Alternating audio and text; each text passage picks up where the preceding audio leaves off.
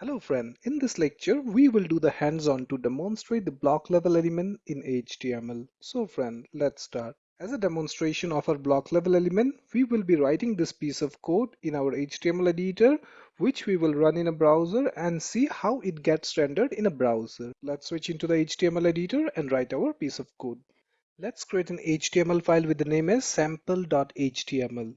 The first statement has to be the doc type declaration followed by HTML opening and HTML closing tag, inside which we will be having the head element, inside which we'll be having the title element. Let the title be block level element demo.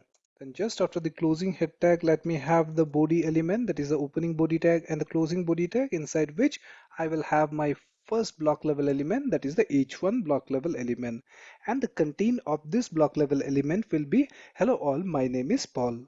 Now in that same line of code, let me have one more block level element, that is the same h1 block level element, and the content of this block level element will be I am your trainer for HTML5. Just after the closing tag of my second block level element, let me give a line break and have my third block level element, that is the paragraph element, and the content of this paragraph element will be I will make you an expert in HTML5.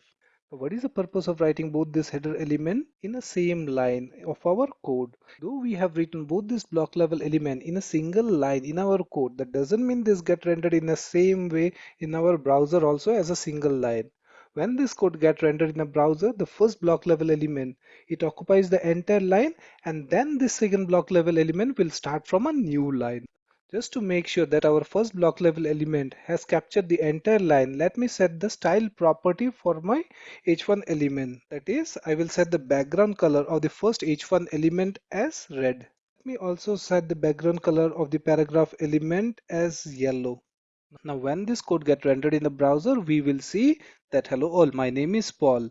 This will be occupied in one line, and that line will be having a background color as red, and this red color will start from the extreme left of that screen of that line and goes to the extreme right of our screen for that particular line. Then in a new line, the content of the second block level element will start, that is I am your trainer for HTML5 will be in the second line. Likewise, the content of the third block level element will be displayed in the next line, and that next line, that is the content of this paragraph element, will have the background color as yellow, which will also start from the extreme left of the screen and goes to the extreme right of our screen. Now save this and right click to open in default browser. Thus when this code get rendered in a browser, we can see hello all, my name is Paul in one line where the entire line is of red color. Then the content of this second h1 block is starting from a new line and displaying I am a trainer for HTML5. Then the content of the paragraph element get displayed in a new line, and that content of the paragraph will be having a background color as yellow, and that yellow color will also start from the extreme left of that screen and goes to the extreme right of that screen. So this concludes that the block level element occupies the entire line of our browser window or our browser screen, and the block level element always starts from a new line. This is all about in the demonstration of a block level element in HTML. Thank you for watching.